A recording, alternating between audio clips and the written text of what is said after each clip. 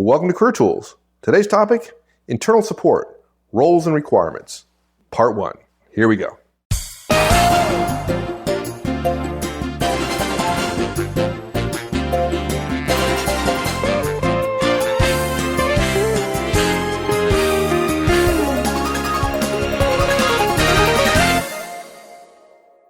The relationship between internal support providers and their customers has got to be one of the most frustrating things in the corporate world. Well, of course you would say that. You were an internal support provider. Yeah. I was a customer. I didn't find it terribly difficult at all. I did. I want X. I have $12. Will you please build me an international satellite network that allows me instant communication, and you have a week. And $5. Yeah, $5. Yeah, $5. Yeah, exactly. Yeah. The customer just wants a thing. Yeah. That works, that does, it just does whatever. Before we get into the cast, though, I know there are people listening right now who would say, the customer doesn't know what they're asking.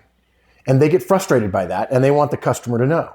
And the whole point of organizations is to allow the specialization of labor. Your marketing customers, your sales customers, your operations customers, your logistics customers, your distribution customers are not supposed to know what you know, folks, if you're an internal support provider. By the same token, you guys in sales and marketing, when the technical people don't know the ins and outs of working with customers, they're not supposed to know it. They're not supposed to understand it.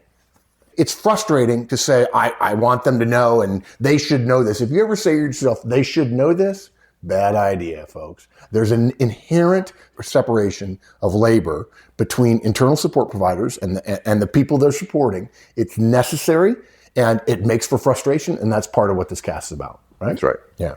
Think about it this way.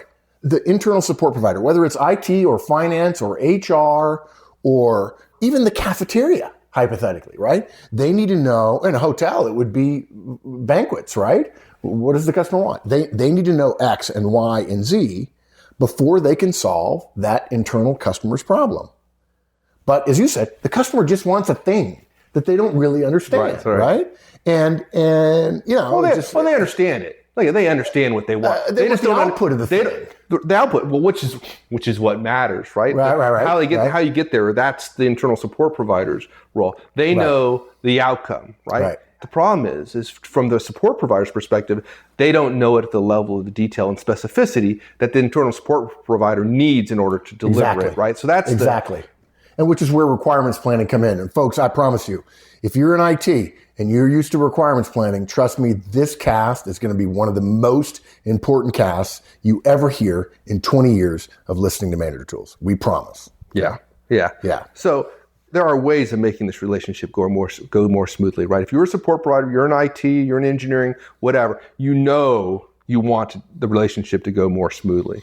Generally speaking, 99% of the people who come to us in an internal support provider will say, it's totally messed up. It's a nut roll. It's impossible. Very few people come to us and say, hey, my relationship with my we're golden. It's great. Yeah, we're golden. We're good, right? And let's be blunt.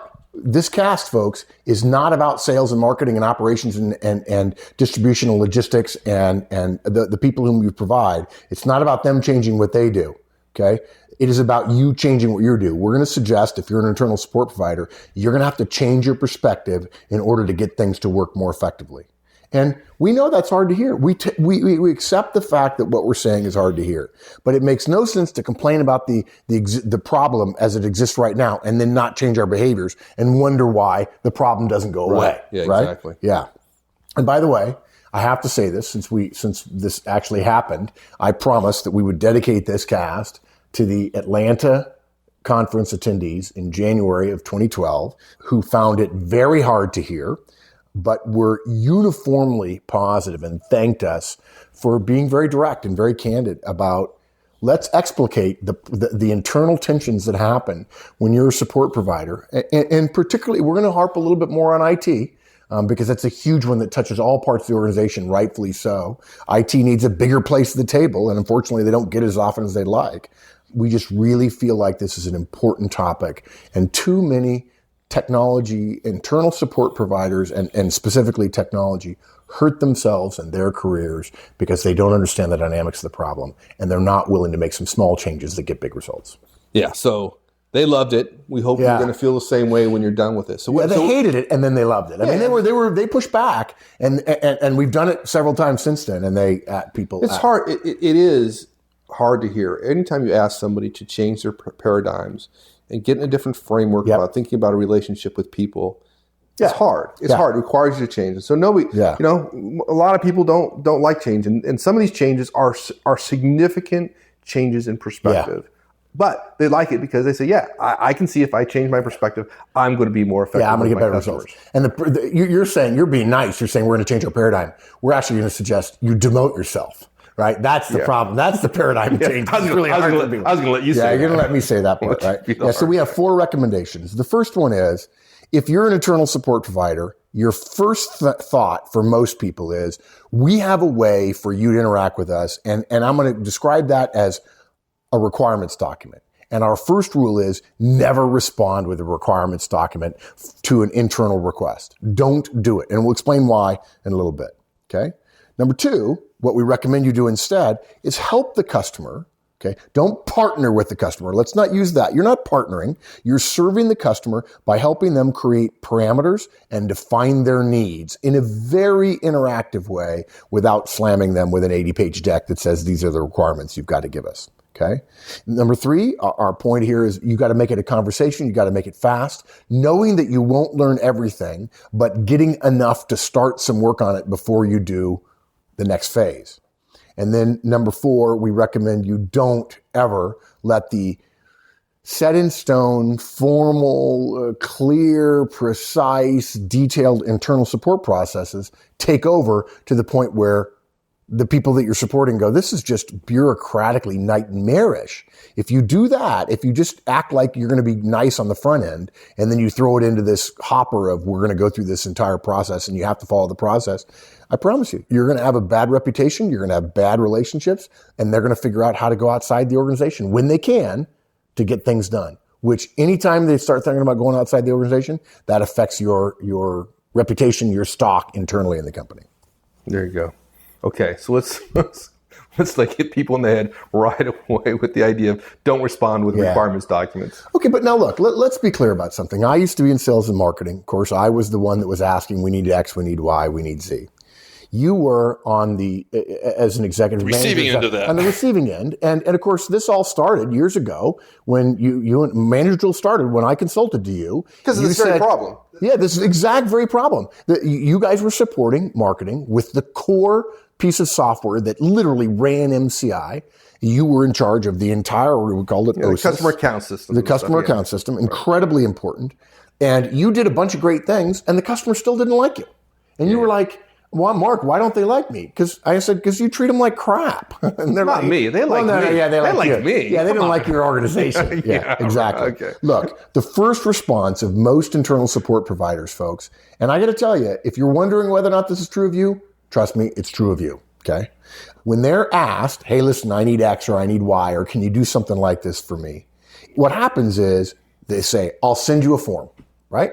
You need to put your request in the form that we can use in order to determine whether or not where we're going to put your particular request. We have to put it in a list and order and how important it is and how big the budget is and so on. So you need to fill out the form. Or what people say, hey, listen, send me a list of your requirements. And now, folks, if you don't know this, if you're an internal support provider, particularly if you're technical, the people who are asking for your support, they don't know what you mean by requirements. Okay? In fact, when you say requirements, you should assume it's a bad word. The moment you say requirements, I need a list of requirements, or I need a requirements document, or something like that, immediately the people who request your support are thinking, oh my gosh, they think that they get to dictate how this thing is going to go based on the technology that they use. Now look, it absolutely is a partnership, even though, trust me, folks, you're not a partner. That's a mistake. Don't be thinking that. But it is a collaboration. Let's use that. It's a collaboration. We clearly, in sales and marketing, we can't do what it is we need you to do. On the other hand, you wouldn't have a job if we didn't sell and market the stuff that our company made, right? So when you say, hey, I need a list of requirements, we immediately go, uh-oh, here we go. We're suddenly going to have to become technical experts, and they're going to start saying no. They're going to literally start saying no. This is a pushback, right? Yeah. It's a defense mechanism, right? Exactly. If I burden you with creating a requirements document, I don't have to do anything until you're done. Literally, there is a defense mechanism, which is like, if I show that, I know there are IT people who are listening right now who have smirked at some point in this cast already, because they know they threw a requirements document up against some manager who wasn't high enough to just trump the requirements document, and they go, I'm not doing it. I'll figure something else out, right? They just literally looked at this requirements document. I'm not going to do it. Not going to do it. I don't want to go through this form that you ask. I don't have time. I actually have customers to serve or whatever. Yeah, in fact, Wendy sent me this week. Bloomberg Business Week has an article about how to be a CIO. Oh, yeah. And it shows a graphic of what a CIO does. And it's a series of panels starting on Monday, going all the way through Friday, and then Saturday and Sunday, and then again Monday. And it shows a picture of a guy on the phone, right? And on Monday, it says, no, we don't support that. On Tuesday, it says, no, we don't support that.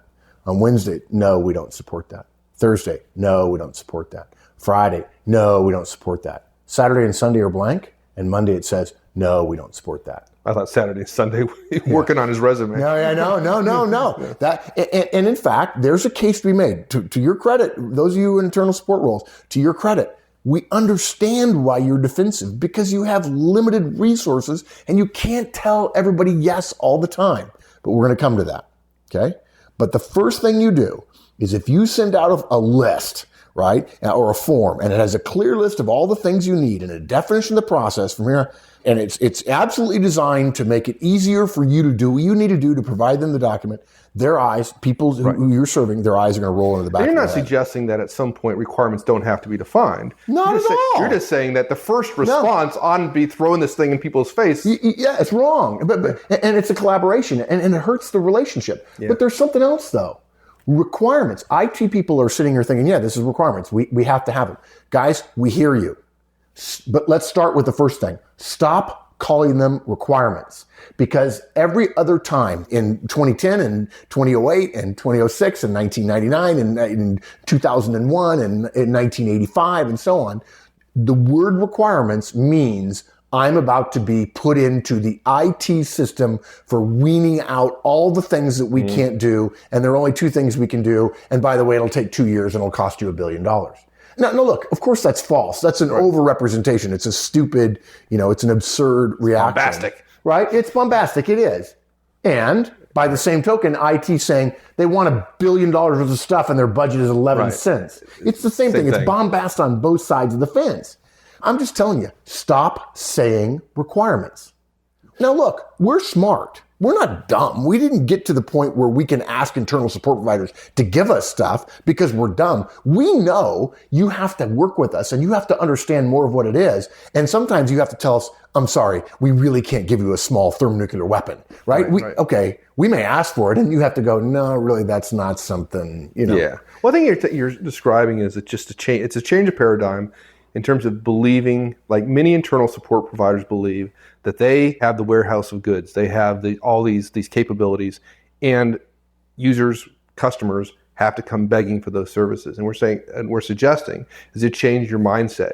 If there's anybody who's got to focus on the relationship, it's not the responsibility of the customer to try to develop a relationship with you. Yeah. If you're the internal support provider, you have to be the one focused on developing the relationship. And that, unfortunately, most internal support providers don't have that paradigm. And if you become the one internal support provider in your firm who decides you're responsible for the relationship, and let's assume you're as knowledgeable about the technology or about the whatever area you're providing support, and you become the one guy in your department or in your division or in IT or whatever you want to call it, who decides I'm going to take responsibility for the relationship, and no matter how often I say no, I'm going to still bust my tail to have a good relationship with these guys. Yep. You're going to be running the show in a couple of years. Yep. No question about it. When the CIO goes to the business, that's what they call it, the business. Isn't it funny that the IT department calls everybody else the business, as if, aren't you guys part of it? Really? Well, seriously? Yeah, you would actually say we went to the business? Are you not part of the company? Aren't we all a business? Every time a technology person says that, oh, we're going to the business. I really wish you wouldn't say that, guys. It just makes you look so dumb. And we need you. It's all part of the specialization of labor that's necessary to deliver the kind of goods and services that we can do in the modern world in the 21st century. Yeah, and if you decide I'm going to stay smart, I'm going to build relationships. You're going to win. When they go to the business and say, who are our guys that you like the most? And they're going to say, that guy over there. And it's the guy with the best relationships. Yeah, there you go. And look, something else too, guys. We're going to talk more about this in a little bit. This is going to be a long cast because Mike and I have a couple of war stories we want to share that are really trenchant and frankly dramatic in Mike's case. But one of the mistakes that internal support providers make is the belief that their job is to protect the resources. Okay. Now, that's not to say that is not important. It is, but it is so much less important than you realize that when you throw that requirements document out there and the vocabulary you use is all about saying you can't do this. You have to say, my job is to say no and put the filter way at the top. So the only thing that come in. It's a defense. You get the requirements document is almost like creating a lot of folks don't mean this way. It certainly comes across this way. It's creating a fence, an obstacle between the customer and your services that is so high that just by the fact of having it, you're going to weed out 95% of the projects out there. And they think it's good. And it's not. And the customers hate it. They hate it. Now, and they say, well, I'm protecting my resources. Yes, but protecting your resources is not one of your top 5 priorities. At what cost? Do you remember the client that we talked to a couple of years ago who told us the CIO is putting in a PMO? There's too many things coming in. And so the CIO went to the CEO and actually said, now all the projects that come from the business have to go through my PMO. Can you just see the CEO in that meeting raising one eyebrow and going like, really? It's fine. You can have them all until I decide it's really important. And then I'm going right around your PMO and I'm going to take the resources I need to get what I want. And the CIO is probably thinking, I built a system, you can't get in. And the CEO goes, I'll trump you whenever I want to. It's just dumb. And look, don't fight a battle you can't win. And if the business really wants something and you're putting up all kinds of roadblocks and a manager wants it and you think you outrank her and she goes to the VP and the VP comes over and says, I'm tired of this. You guys, you support us. This is within your budget. I want it done. And now you've lost and you've totally damaged the relationship. Yeah. So the customer says, I get this requirements document. Wait a minute. I thought you guys work for us.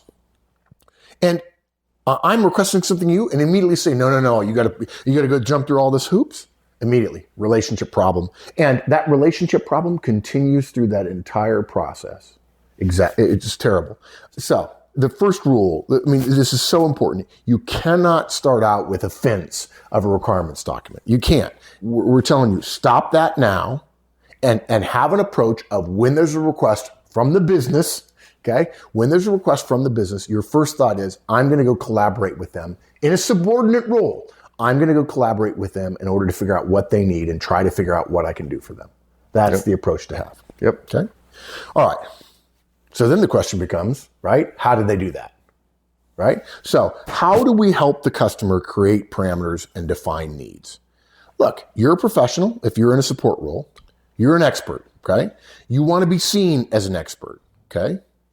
So I'll be the bad guy. You want me to be the bad guy? I'll be the bad guy. We're going to be direct, and I'm going to be candid. If you want to be seen as an expert, as a professional, start acting that way, okay? And professionals and experts don't react with, it can't be done until you force me to do it because I have resources. Let me take a minute here, and I'm probably going to get some emails about this, but let me just tell you a story. So unusual. Okay? Yeah. A professional is there to have their services used, to help the customer get what the customer wants, okay?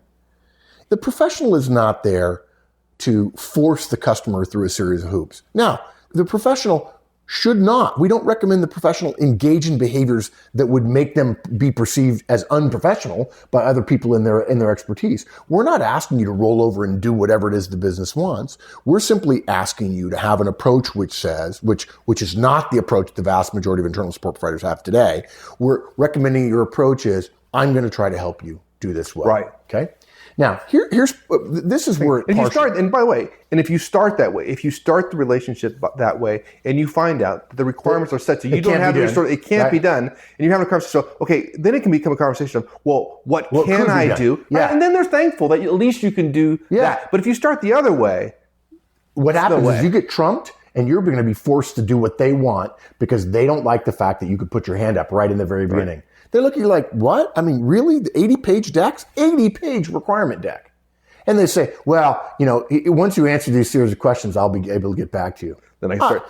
I'm confused. I thought you worked for me. And the IT person says, no, I don't work for you. I work for the CIO. Yeah, well, the CIO is the least most powerful of the C-suite guys, and the chief marketing officer is definitely more powerful than him. And it ends up being it's a pissing contest. Right. And the great CIOs understand that. Yeah. All right. So here's what happened. We were at the conference, and we were doing the Zim koan, the delegation koan, and the point was brought up that one of the ways that internal support providers respond to a new deliverable, a new ball being dropped on their head, was to say no. Right. And if you're in IT, folks, and this is about all internal support providers. If you're in HR, if you're in finance, if you're in logistics and you support a business that sells products and services and so on, you could be in a support role. In IT, we see this a lot because because companies are becoming more and more computerized, and the use of data and the speed at which systems, electronic and computer systems, digital systems transformed our workplace in the last 30 years is really breathtaking. Here's what's happened. The IT people, years ago, before IT was a strategic advantage, it was really just a place where we did basic computing. We could speed up some back office things. Because IT wasn't understood, because the computer stuff wasn't understood, and I come by this knowledge the hard way. My dad worked on some of the original IBM 360s years ago in the 1960s. Gigantic mainframes. You'd walk into the room and you'd have to go up a step. And not only that, but the ceiling was lower, and it was all air conditioning. There was a whole floor that was nothing but computers, big tape machines and the whole thing, punch cards, batch processing, the whole thing. The good old days. Yeah, the good old days. Exactly right. And the whole point of it back then was, this is a resource we can use to speed up some of the stuff we do in the back office, to give us more data, to help us make better decisions. Senior executives didn't understand it at all, couldn't do it. It was literally like magic what computers could do. But they knew that they had to request resources and so on. The early managers and leaders in the IT world began to see that there were too many requests for their resources. They couldn't hire programmers fast enough. And back in the beginning, there weren't enough programmers in the world. I mean, there just weren't programmers. I mean, in the 1940s and 50s, people weren't graduating from schools in droves with computing degrees. Yeah, you go to Juilliard to get a programmer. Yeah. So what happened was the management of one type of internal resource provider, IT, which wasn't even called IT back then, they would get defensive about it, more requests. And the way they developed it, these were all people that were mathematicians and had gotten into computing. And they began to discover that they could figure out numbers, hours of work that it took to do a certain thing. So many lines of code, right? So many lines of code. And a typical programmer could write this many lines of code. And a typical module, for instance, in Fortran or COBOL or something like that, was this many lines. And so a module, this is before they even talked about modules, of course, would take 11 hours, 11 man hours. And the idea is in the beginning, and by the way, if you've never read the book A Mythical Man Month, you ought to read it, about IBM and putting more people on a project. The IT managers early in the day of IT began to believe that the solution to request was to do math, a mechanistic math problem, to solve the problem of, we have this much work to do and we only have this many people. And they developed the belief that they could say no. In other words, we only have 8 of us down here. We're doing this many jobs. You could do the math. I can only write so much code. You're asking me to write this much code. Literally, we have a book-to-bill ratio that we literally can't support the kind of requests. We have our own little factory here inside the company, and you have too much demand and we have not enough supply. And we would love to do more, but we can't work 24 hours a day. We have to sleep. We have to eat. And by the way, it was good for them, but their response was to make it about math. Now, what most IT people don't realize is that's how your industry started, and lots of managers and leaders and executives still have the basic belief that I know how many man hours I have, and I know how many man hours it takes to do X, Y, Z. There are books that are written, reference books that say, this is how many people it takes to do X and Y and Z. Those books are going away now, but there's still plenty of IT executive leadership and management that believes in this mechanistic, let's add up the number of people and the number of hours, and our estimate is that'll take 1,050 man hours, and that takes this many guys, and my guys are already at 84% utilization rate, and I literally don't have the people. And they would go back to the business and they would say, I'm sorry, we can't support that. And because the business, this is years ago, the business didn't understand it. The business said, oh, okay. Because they literally knew they couldn't do it themselves. And it was this magic that these technical guys did in the background. What a lot of people in the IT world don't understand is no one else does that. Yeah. When legal is told we have this to be done and we only have 5 lawyers, all the lawyers know, I'll just have to work harder. When finance is told, we got a new thing, we got a new subsidiary and you got to do taxes for them. It's not like we hire 20 more guys. It's no, figure out how to do what you used to do in 80% of your time, not 100%. Do that in 80% because now 20% is going to be spent on this new subsidiary. Well, it's kind of like we were talking at lunch today about oil and technology and capitalism, the idea that that it's not a zero-sum game, that there's not really a great lack of resources, there's a lack of ingenuity. In the same way, that thinking there suggests, well, I have these requirements. It's this number of function points, static. This number of lines of code. Right. It's static, and it doesn't incite people to get creative about ways of doing things. Right? Literally, the moment you believe that resource is static, management ceases to exist. It literally, you become cogs in a machine. You mentioned oil. The whole idea of, we don't have any more oil. Well, no, actually, the oil we found is based on what we research, what exploration we're willing to do when oil was at $40 a barrel. Right. When oil's at $100 a barrel, we can now use extraction techniques that cost twice as much. It costs $80 a barrel. And suddenly, we can find more oil. Same thing is true in management. When we're all working full time, and then somebody says we have to do more, the manager's job is to say, how can we do what we used to do in a little bit less time so we can add this new thing? It's fungible. Labor is, to a degree, fungible. Now, a lot of people are going to write us and say, this is true. And this is one of those rare casts where you and I, again, are together. You're here in my house in Fredericksburg. And this is one of those casts. Somebody's going to write and say, well, it's not that fungible and we're all really, really busy. Look, folks, we're not going to argue with you. Your folks are busy. Everybody's busy. And let me tell you something else. People have been busy in their jobs since the beginning of time. Busyness is not a defense against more work.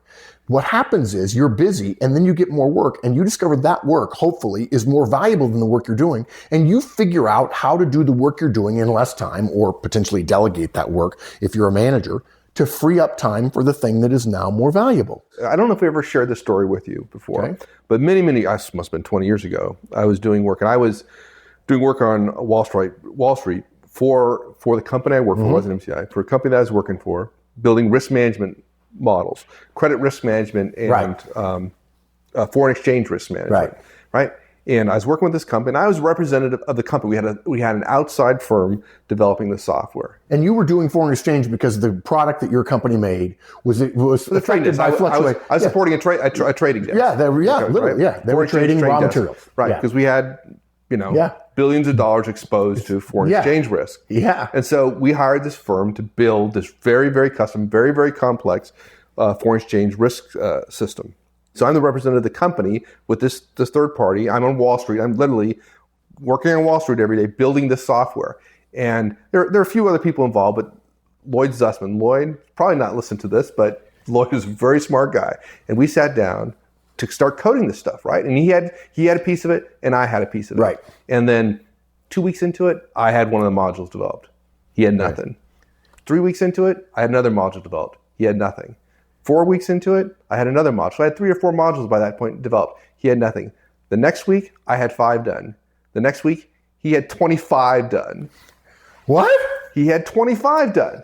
You know what he did? He thought about it and said, okay, there is not enough time for me to do all this. It was a very, very tight project. Right. And he thought differently, creatively, about how he could go about his work differently. And so what he did, he built essentially a code generation engine. He feed in the parameters, and it took him a while to do it. And then when he hit the button, you put it on the front end. You put all the work on the front end, thinking strategically about the work. He could do 25 a week from that point forward. And I was stuck doing 1 a week. Yeah, that's all I could do. because he thought differently. Yeah. He didn't have this mindset that said it's mechanistic. Right. Exactly. He said, I have to be creative. There is this work. I'm pretty sure I can't get it done with the mechanistic model that anybody else would apply, that no offense to you, but you were applying. Yeah. And he said, I got to figure out a way to be systemic about it. Yeah, exactly. I tell you, that was my God. Yeah. I was like, okay, I'm an idiot. There's a better way to do this stuff. Yeah.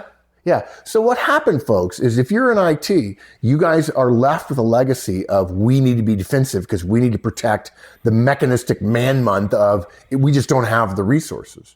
And there's nothing wrong with the start of that. In the beginning, that was a good way to think because there was too much demand and not enough supply for the genius that you guys provide. Even though the supply has greatly increased, there are still people who believe their job is to protect the limited supply because, of course, everybody in IT, just like everybody in finance and HR and everywhere else, is always busy. The problem is, because of that, IT learned to say no. They would just say, no, we can't do it. There's not enough man months, right? And no one else does that. HR doesn't do it. Finance doesn't do it. Legal doesn't do it. Operations doesn't do it. Engineering doesn't do it. When the company gets a new product or service, sales doesn't say, no, all of our guys are busy. Actually, what sales says is great. We're going to have a party because we're going to make more money because we're going to sell more. We're going to get more bonuses, more commissions, right? And stunning to me, the sense that somehow some organizations believe that they get to say no. And the organization that says no most often is IT. And guys, we're not casting aspersions on you here. We're not. We know where that happened, where it came from, and we want you to stop because there are people in senior levels that get frustrated so fast. If you're not that way, if you're an internal support provider, your HR or your finance, and you've always said, I'm going to try to figure out how to make this work, kudos to you. And I don't want to make this just about IT, but the fact is the internal support mindset is worst in our experience overall, not everywhere, but overall is worst in IT, in part because of that historical mechanistic approach to things. So if you take that out of the system and you say, our job is not to say no, our job is to say yes and then figure out what actually we can do with that yes, then what IT people say, what support providers say to me all the time, okay, Mark, how do I do that? If I don't lead with my requirements document saying here's 80 pages, fill them out, but you just people know not going to do it. And let me just mention one more thing. I know that we're going way long here, but this is an involved, intricate sort of podcast. When you give that 80-page deck and people walk away, and the marketing people are like, no, forget it. I looked at that thing. I can't figure that thing out. They wanted me to fill out this whole thing. I'll figure out some other way. There are some of you who think you won. And I just got to tell you, folks, you didn't win. You just took a notch out of the relationship. You just nicked the relationship a little bit. And you certainly achieved one of your goals of protecting your resources. But again, that goal of protecting your resources ought to be at the bottom of your list, not at the top of your list. The top of your list ought to be serve the customer. Figure out how to serve the customer. Produce, results and relationships. Yeah, exactly. Yeah, not resources, but results and relationships. Thanks, everyone. That's it for this week. We'll finish this one up next week. In the meantime, have a great one. So long.